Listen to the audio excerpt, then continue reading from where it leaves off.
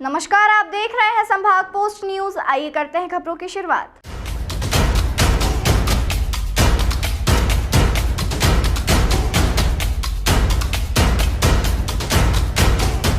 मध्य प्रदेश की आर्थिक राजधानी इंदौर में अपने एक दिवसीय दौरे पर पहुंचे राज्यसभा सांसद दिग्विजय सिंह द्वारा रेसिडेंसी कोठी पर मीडिया से चर्चा कर भाजपा में शामिल हुए कांग्रेसियों को कमल छाप बताते हुए सीएए कानून पर भी सवालिया निशान खड़े किए हैं। राज्यसभा सांसद दिग्विजय सिंह बोले कि भाजपा ईडी और सीबीआई को राजनीतिक हथियार के रूप में इस्तेमाल कर रही है। लोगों को डराओ और भाजपा में शामिल कर लो। झारखंड सीएम ने जेल जाना पसंद किया, बीजेपी से समझौता नहीं किया। आदिवासी देश के मूल निवासी है। इलेक्टोरल बॉन्ड की जानकारी में देश के बड़े घरानों का लिस्ट में नाम नहीं है। यह बड़ी आश्चर्यजनक बात है। शेल कंपनी से रुपया आ रहा है। सट्टे की कंपनी से 1300 करोड़ रुपए का चंदा लिया। पीएम मोदी की पोल खुलती जा रही है।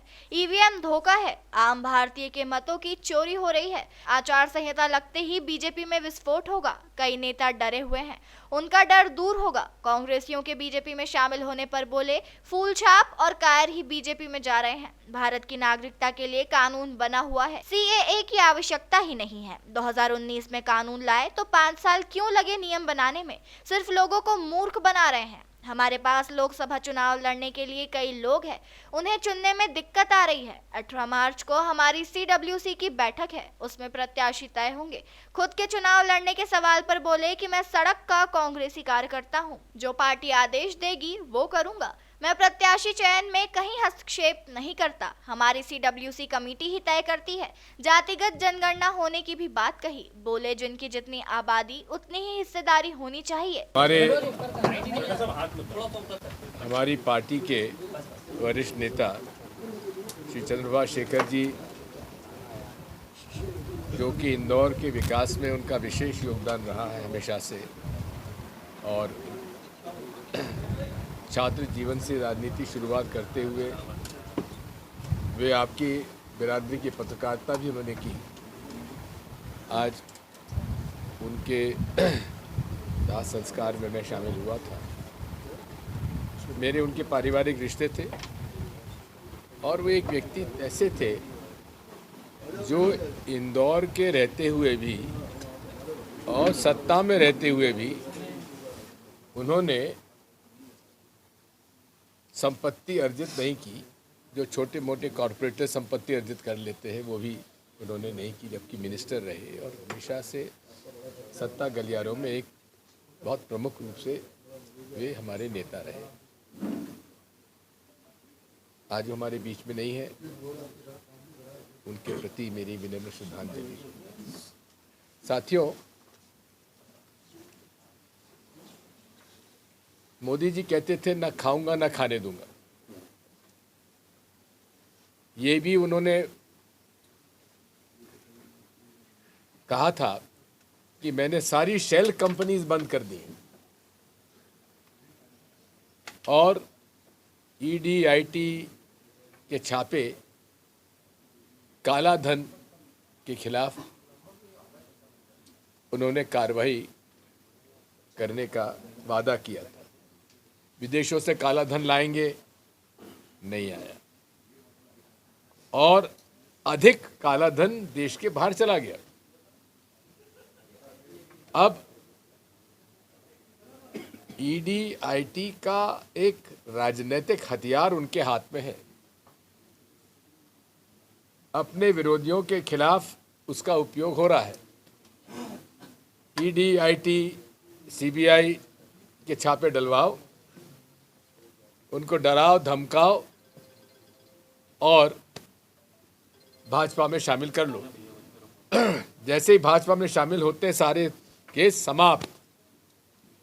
मैं तो बधाई देता हूं वो हमारा आदिवासी मुख्यमंत्री झारखंड को, जिन्होंने जेल जाना पसंद किया लेकिन समझौता नहीं किया। ये आदिवासी चरित्र है, वो डरता नहीं है। धमकाने पर कायरता के तरीके से वो समझौता नहीं करता। आज भी वो जेल में है लेकिन डरा नहीं। ये कैरेक्टर है इस देश के संस्कार और संस्कृति का, उन लोगों का जो इस देश के मूल निवासी हैं, आदिवासी। हम लोग तो सब बाहर से आए, लेकिन आदिवासी यहाँ का मूल निवासी है। साथियों, इतना ही मैं कह सकता हूँ। माननीय सुप्रीम कोर्ट को मैं बधाई देता हूँ जो उन्होंने इलेक्टोरल बॉन्ड्स को उन्होंने उजागर करने के लिए उन्होंने बाध्य किया केंद्र सरकार को और इलेक्शन कमीशन को। अब सारी बातें सामने आ रही हैं। ये भी एक अजीब सी बात है कि देश के बड़े कॉरपोरेट सेक्टर का तो वहां नाम ही नहीं है। आखिर उन्होंने क्या बीजेपी को, कांग्रेस को, किसी को चुनाव में कोई फंड ही नहीं दिया क्या? यह भी एक आश्चर्यचकित बात है। शेल कंपनीज से पैसा आ रहा है। शेल कंपनीज का मतलब है कि जिस कंपनी का कोई व्यवसाय नहीं, व्यापार नहीं, कोई मुनाफा नहीं, वो हजारों करोड़ रुपए कैसे दे रहे हैं? ये कहते हैं हम चाल, चरित्र, चेहरा के लिए पहचाने जाते हैं। जो गेमिंग कंपनीज हैं, सट्टे की कंपनीज हैं, जो लूट रहे हैं, उनसे लगभग 1300 करोड़ या 13,000 करोड़ रुपए उन्होंने चंदा लिया। 1300 करोड़ चंदा लिया। साथियों, अब नरेंद्र मोदी जी की पोल खुलती जा रही है। पूरे देश में अब माहौल बन चुका है, ईवीएम धोखा है, चोरी हो रही है बहुत बड़े पैमाने पर। आम भारत के निवासियों के मतों की चोरी हो रही है। ये जगह जगह इस पे बारे में चर्चा है और उसकी लड़ाई हम लड़ रहे हैं। ठीक है, बात यह है, ये तो कोड ऑफ कंडक्ट लागू होने दीजिए कल, आज से भाजपा में एक विस्फोट होगा, आप देख लीजिएगा। डरे हुए थे, अब उनका डर दूर होगा कोड ऑफ कंडक्ट के बाद और खुल के सामने आएंगे। कांग्रेस का पतझड़ कैसे रोकेंगे? पतझड़ नहीं है, ये वो लोग हैं जो कांग्रेस को खराब करने में लगे हुए थे। जो फूल छाप कांग्रेसी थे ना, और जो कायर थे, वही जा रहे हैं। बहादुर लोग डटे हुए हैं। नेतृत्व पर बात करी जा रही है, जैसे कल पंकज संघवी गए, आकर सिंह दरबार ये कह रहे हैं कि जो जीतू पटवारी जो अरे छोड़िए, बेकार बात, सब बेकार बात। मुख्यमंत्री जी, पंकज संघवी जी जीतू पटवारी को अलग से ले जाके कान में पता नहीं क्या फूंक किया है, जरा पूछ लेना। मुख्यमंत्री जी ने अभी पिछले कुछ दिनों में, मुख्यमंत्री मोहन यादव जी ने पिछले 2-3 दिनों में बार बार ये कहा कि राहुल गांधी जी की यात्रा जहां से भी गुजरती है वहां से कांग्रेस के लोग यात्रा छोड़ दें। बेकार बात करते हैं। अमित शाह जी का कहना है कि किनका? अमित शाह जी का कहना हाँ। है कि जब भारत पाक का विभाजन हुआ था, जब कांग्रेसियों ने वादा किया था, बड़े नेताओं ने वादा किया था कि जो बाहर के लोग हैं उनको नागरिकता दिलाएंगे, और वो वादा हम पूरा कर रहे हैं। अब झूठ झूठ झूठ। भारत की नागरिकता के लिए कानून बना हुआ है। सीएए की आवश्यकता ही नहीं थी। ये भारतीय नागरिकता को के अंतर्गत कोई भी व्यक्ति किसी धर्म का अगर वो भारत में आकर नागरिक बनना चाहता है, उसके नियम है, उसका कानून है, और कई लोगों को नागरिकता दी गई है। मैं तो एक बात और कहता हूं, 2019 में ये कानून लाए,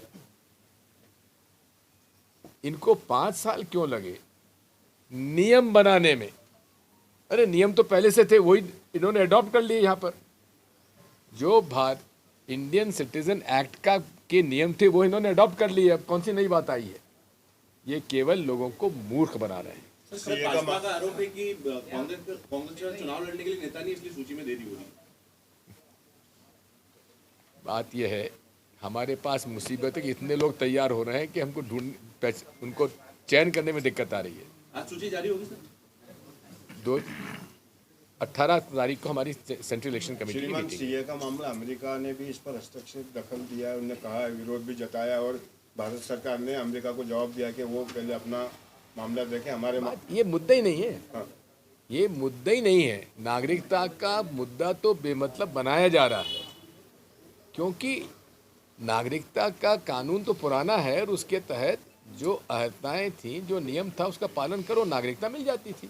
सर, क्या दिग्विजय सिंह जी इस बार लोकसभा चुनाव में कहीं से लड़ सकते हैं? अरे, पार्टी अगर कहेगी तो आप पहले भी कह चुके हैं, गुना से मैं तैयार हूँ। दिग्विजय सिंह तो सड़क के कांग्रेस के कार्यकर्ता हैं, थे और रहेंगे। जो आदेश होगा पालन होगा। नवजोत सिंह सिद्धू ने कहा है कि मोदी जी की लहर में जो गधे भी हैं वो चुनाव जीत रहे हैं। कौन? नवजोत सिंह सिद्धू। क्या कहा उन्होंने? मोदी जी की लहर में जो है गधे भी जो है चुनाव जीत रहे हैं। उनके पास सूची होगी, मेरे पास नहीं है।